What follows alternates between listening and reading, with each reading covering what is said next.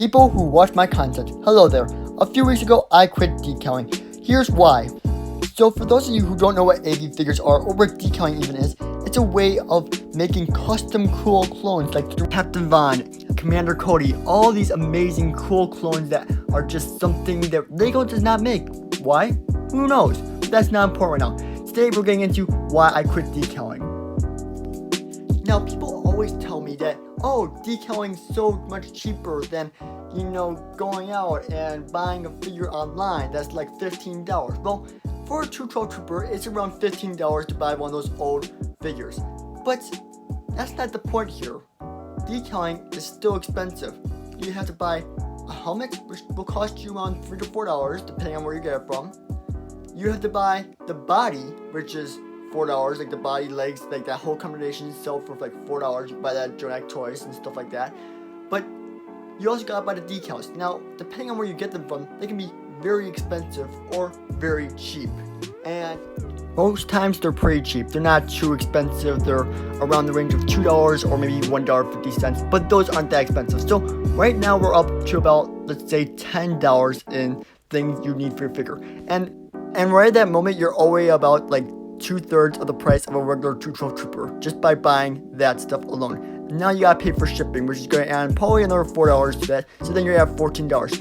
And I know you have to do the same thing on Brooklyn, pay for shipping, but still, I really don't feel like there's that big of a price difference between a figure that is Lego and a figure that is decaled. You see what I mean here? Now, in cases like Captain Rex, this comes in to be very valuable because a real Captain Rex that's phase 2 costs around $100, which is absolutely insane, and that's why I suggest doing it for that. But don't do it just for generic clone troopers. I don't feel like that's very wise or good investment of your money at all. Like, not one bit. When we get into bear figures like Jesse, because he's a pretty cool character, he needs a little bit more attention, or that's what people feel like. So for this Jesse figure, we would need to add some cloths. Now these cloths are very expensive. They're like $4 each. So that adds even more money on. So let's just say we already have 14 before.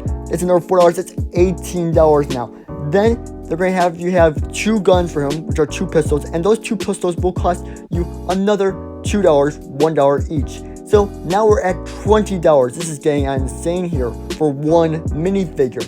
And then on top of that though, you have to buy 2 more things on Amazon.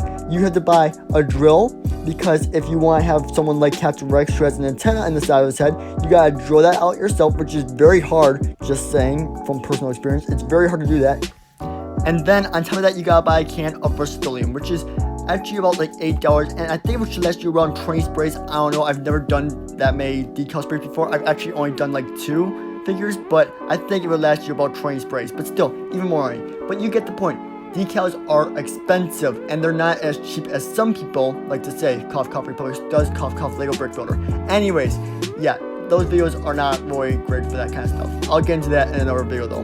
The second reason why I don't like to decal though, is quite simply that it's not safe to do all the time. Now, I see people wearing masks and wearing gloves and all these things to spray and do decals, but I did mine and I didn't do 6 feet away like I was supposed to, and I got a terrible headache. It was not fun. I actually got kind of scared for a few minutes that I may have done some brain damage, but hopefully I didn't. I am kind of crazy already as it is, so who really knows if I did brain damage. I'm just kidding. I didn't do any brain damage. But I have a stain on my driveway now that looks a little bit black. I can't really describe it, but like, it's kind of weird, and it's still there, and it's been at least 4 weeks, and it's still there. So I'm just letting you guys know that Rustoleum is not the safest thing to use, and I would suggest parent supervision if you are going to do it at all. Like, that is one of the main things that just blew me away from doing decals.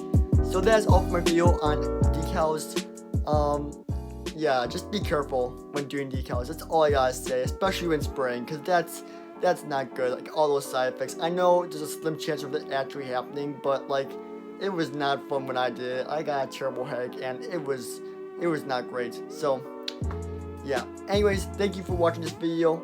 If you do find it informative, please give it a like, and I hope you guys are enjoying my new editing style that I've been trying out. Thanks to Mike and Ike, who gave me a bunch of tips on this through his tutorial video, and now I'm doing it too. So bye, I'll see you on the next one.